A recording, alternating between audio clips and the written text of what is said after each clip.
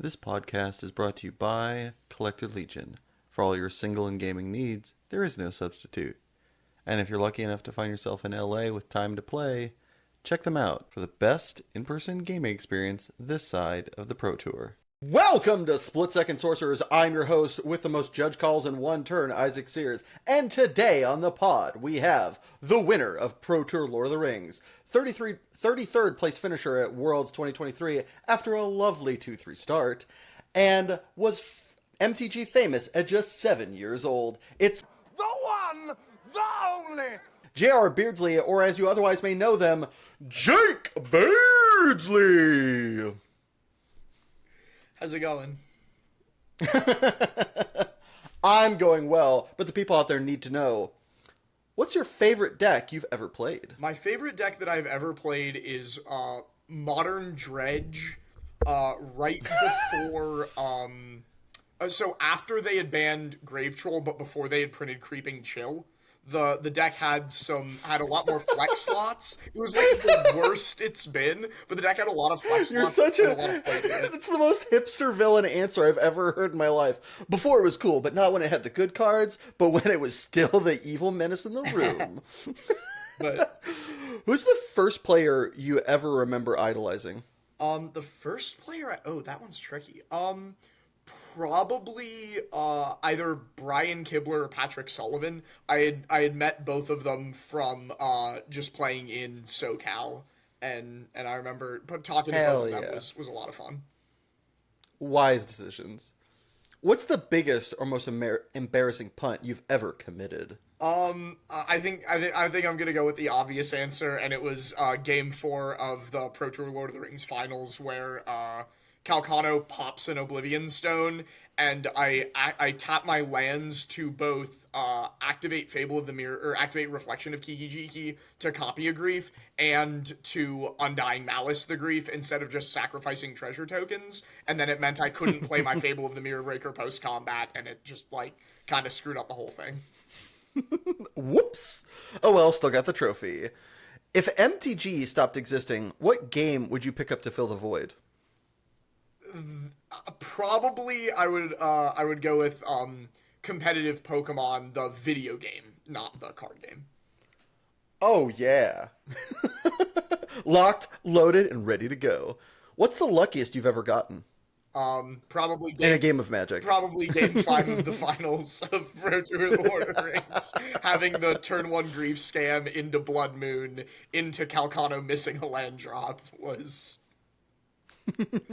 It's a skill game though, right? Yeah, exactly. What's your favorite card to try and wheel in a draft? The first one that comes to mind is in Vintage Cube. I really love wheeling Sulfuric Vortex. I force mono red almost every time.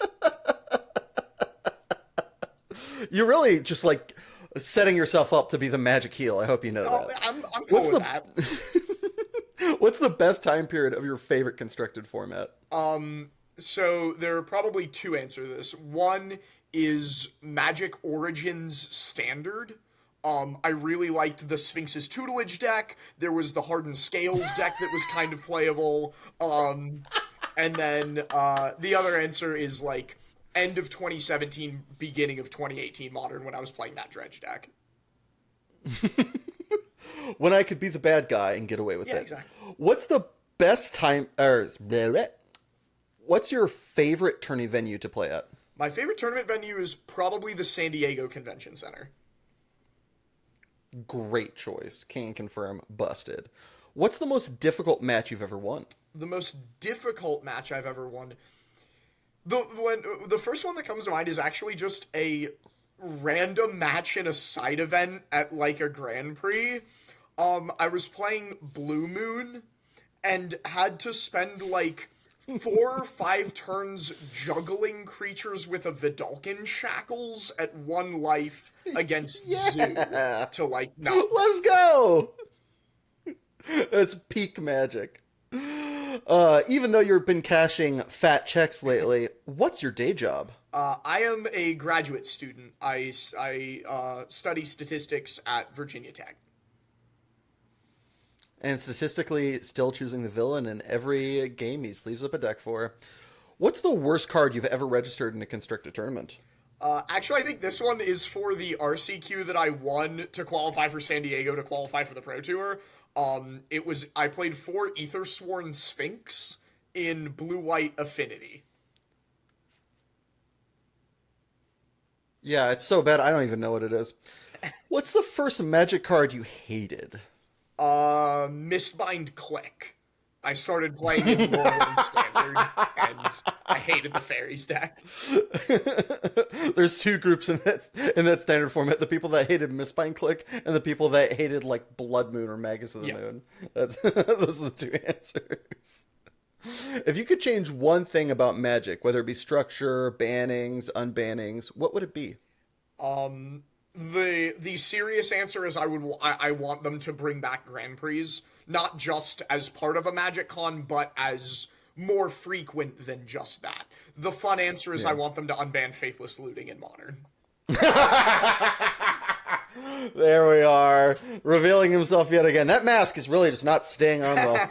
What's the worst you've ever been BM'd?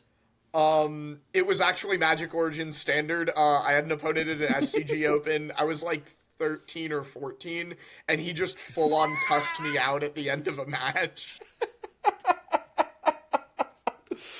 These kids in this game, and this luck, and this.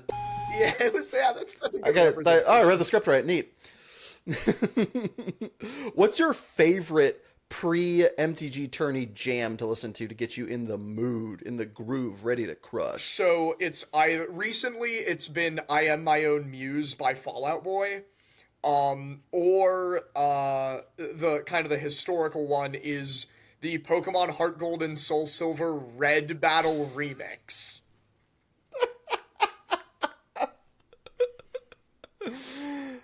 What's your favorite non-MTG story from an MTG trip? So favorite is not necessarily the right word to use, but it's certainly the most memorable. In going to Barcelona, the actual like travel portion, it was supposed to take about 14 hours total, and it ended up taking 49. Because we were in the London Gatwick airport for 15 hours, and then they canceled our flight. Yeah, you got to see the sights, you know?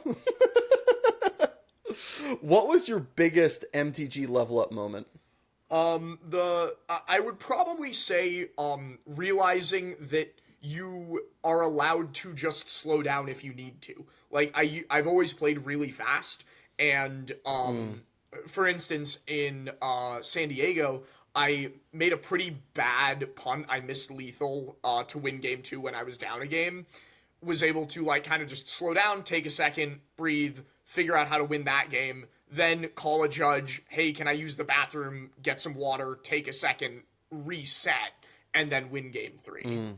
So just acknowledging that, like, hey, you're allowed to use the bathroom, take a second, right the ship a little bit, I think was a big level up for me. What's the first Magic card you ever remember? The first one that I remember playing was Nezumi Cutthroat. It's a black and 1 for a 2/1 with fear that can't block.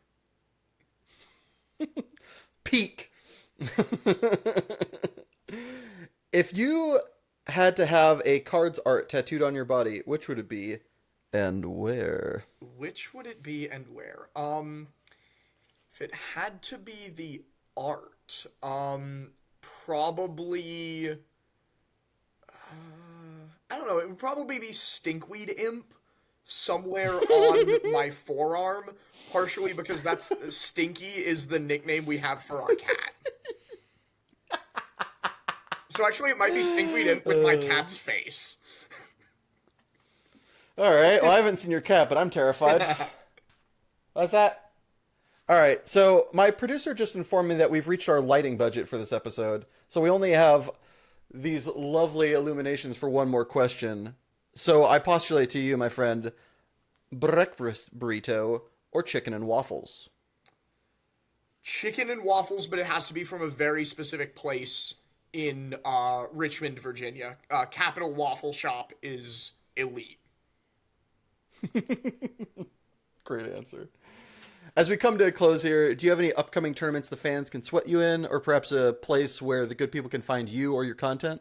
Yeah, so if you want to find me, the best place to do it is on Twitter. I refuse to call it anything else, at Make Memes Not War. As far as tournaments go, I'm still playing in the regional championships in Atlanta in December, and then I'm playing in the all 3 Pro Tours next year. Show off. Well, that does it for this episode. Thanks to my guest, Jake, Richard Garfield, and you, the viewer. If y'all have any guests that... If y'all have any guests or questions you'd like to see asked on this program, feel free to let me know in the comments or just hit me up on Twitter at LikeIkes. And do remember, folks, it's handshake, sign the slip, then throw your O3 deck in the trash, not the other way around.